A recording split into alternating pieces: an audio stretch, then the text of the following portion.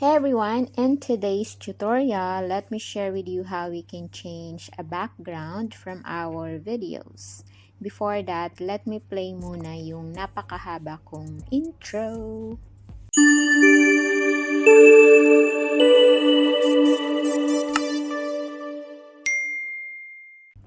And we're back guys! If you like this kind of content, mga tutorials, kahit ano na lang na tutorials, kung hindi pa kayo nakakapag-subscribe, kindly subscribe and turn on the notification bell para lagi kayong updated sa mga new uploads ko. So, ang video na to, request ito ng napakabait at napakapasensyosa kong kaibigan kasi ang tagal niya na tong sinasabi sa akin pero ngayon ko lang nagawa ng video. Kaya, sorry naman. Yung application na gagamitin natin is Capcut. For sure, almost or mostly sa atin meron ng Capcut application na naka-download. Capcut is a free all-in-one video editing app that helps you create incredible videos. It is very easy to use and to download. Go to App Store or Play Store, depende sa mga mobile nyo, and then search for Capcut, then download. Second thing is yung background na kailangan natin.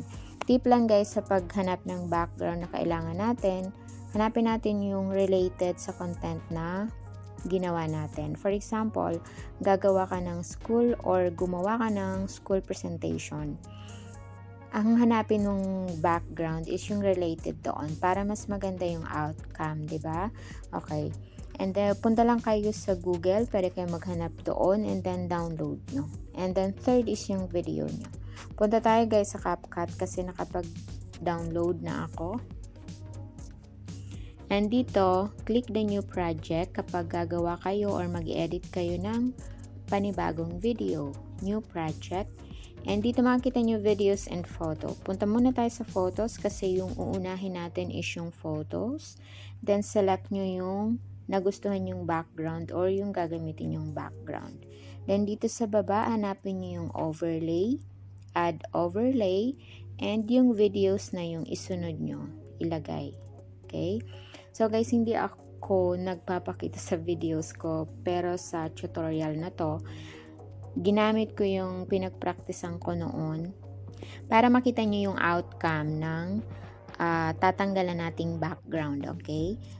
Click natin tong videos. So, iselect natin. Make sure guys na nakaselect tong videos. And then, dito sa baba, hanapin natin yung remove background. So, in one click, natanggal yung background. Okay?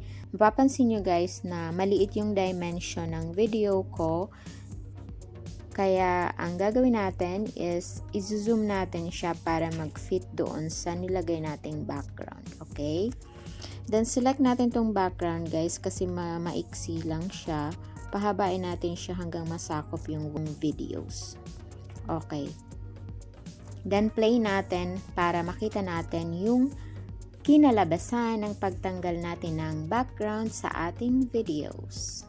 Today, I'm going to be sharing another CANVA tutorial, how to turn your photo into pencil sketch using CANVA. Okay guys, yan ang outcome ng pagtanggal natin ng background. I-download natin siya para makita natin buong detalye ng tinanggalan nating background. Okay? Dito sa taas, click nyo yan para ma-download.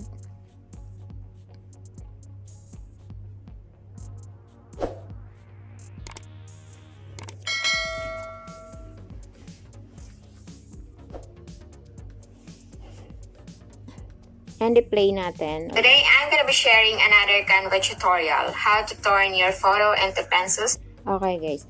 Mapapansin nyo guys, meron lang siya na parang shadow kapag gumagalaw yung nagsasalita or yung object siguro sa videos. May nakikreate siya na shadow. Pero in general, maganda yung outcome, diba? Okay. So, ayan guys, that's it. How you can remove a background from your videos. Ayaw nyo ng background sa videos nyo, katulad nung background ko, napaka-messy. So, mas gumanda nung napalitan natin ng background. Okay. Guys, kung meron kayong mga suggestions at advice kung paano mas mapaganda yung pagtanggal ng background sa videos natin, you can comment down below guys. Mababasa yan ng mga manunood sa video and makakatulong yun sa kanila. Okay? So, I hope this video helps and may natutunan kayo at magamit nyo in the future sa paggawa nyo ng project or pag-edit nyo ng videos. Okay? Na mga videos nyo, na mga presentations nyo. Alright? And I wanna thank you all guys sa panonood nyo ng videos ko.